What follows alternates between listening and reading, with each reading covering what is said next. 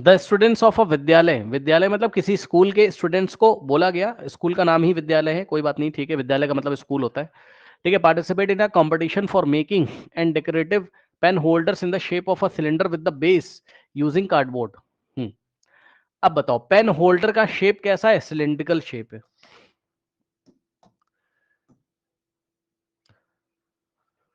With base यानी कि नीचे बेस होगा। अब एक बार बताओ, अगर कोई पेन होल्डर है, ये देखो ये पेन होल्डर है, तो इसमें नीचे बेस बंद होगा, नीचे बंद होगा, ऊपर से ओपन होगा, तभी तो पेन रखोगे। ऐसे ये पेन है,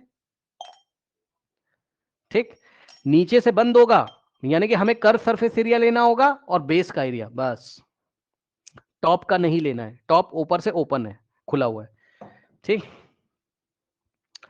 तो कह रहा है कि pen holder was to be radius 3 centimetre.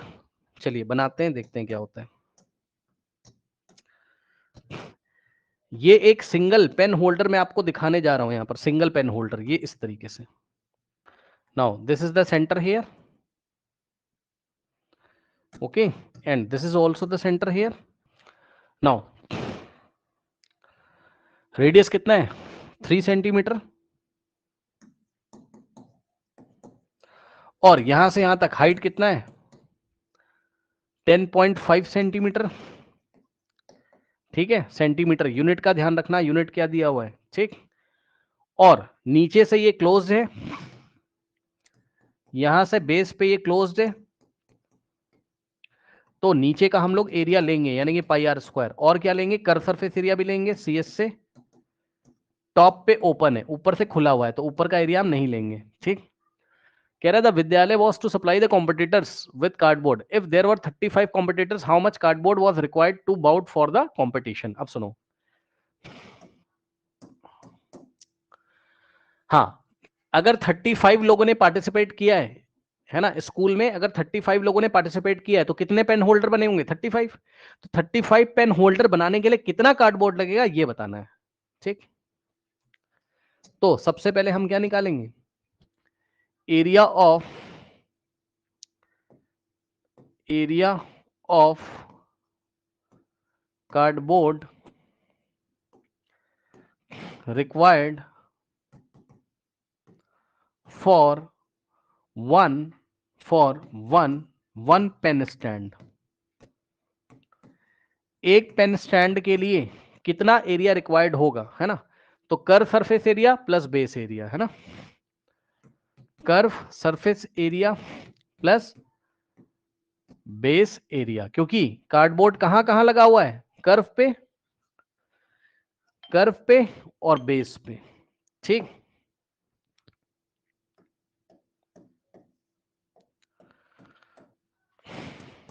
Now curve surface area कितना है? 2 पाई आर एच, प्लस बेस का एरिया कितना है? पाई आर स्क्वायर, ठीक। बस यही है, और क्या। अब मैं आपको आज एक बात बताना चाहता हूं। क्या मैं आपको बताऊं? सुनो मेरी बात ध्यान से, इंपॉर्टेंट बात मैं आपको यह बताना चाहता हूं, जो कि आपको क्लास 10th में बार बार देखने को मिला। मेरी कैलकुलेशन देखिए, प्लीज सुनो ध्यान से। देखो, तुम्हारी मर्जी हो तो तुम यहां पर वैल्यू रख दो आर की, सॉल्व करो, इसको सॉल्व करो, इसको सॉल्व करो, ऐड करो। लेकिन कैलकुलेशन को इजी करने के लिए, ध्यान से सुनिए बच्चों, कैलकुलेशन को इजी करने के लिए तुम ना कॉमन लिया करो। मर्जी है तुम्हारी भाई, लेकिन पता है कॉमन लेके, सुन लो भाई मेरी बात, मैं बहुत इंपॉर्टेंट बात बता रहा हूं क्लास 10th के लिए, सुनो। अगर तुमने कॉमन ले लिया तो मजा आ जाएगा तुम्हें, मतलब तुम्हें कैलकुलेशन कम करनी पड़ेगी कॉमन लेने के बाद, इसीलिए तो हमें कॉमन लेना सिखाया जाता है बचपन से। तो देखो जरा ध्यान से बच्चों, ये फर्स्ट टर्म है और ये सेकेंड टर्म है, क्या कॉमन आ रहा है बताओ? क्या कॉमन आ रहा है? पाई और आर कॉमन आ रहा है, पाई आर चला गया तो फर्स्ट टर्म में 2 बचेगा, और प्लस यहां से पाई चला गया और आर स्क्वायर था, कितने आर थे? 2, एक बाहर चला गया तो एक ही आर तो बचेगा। 2 पाई आर में से पाई आर चला गया तो 2 बचा, और प्लस पाई आर स्क्वायर में से पाई चला गया और आर चला गया तो एक आर बचेगा। बताओ किसको कॉमन लेना नहीं आया? बताओ कॉमन लेना आया कि नहीं आया? और जिसको नहीं आया तो फिर ये गलत बात है भाई। आया? सर सीएसए का फॉर्मूला तो 2 पाई आर एच होता है। ओहो, मेरी एक गलती हो गई, I am very sorry. CSA का फॉर्मूला 2 पाई RH होता है, इस बच्चे ने सही बताया, ये मेरी से गलती हो गई, आई एम वेरी सॉरी। तो 2 पाई RH रख दो, अब सही है। तो फिर भी क्या कॉमन हुआ, पाई R चला गया तो 2H बचेगा अंदर,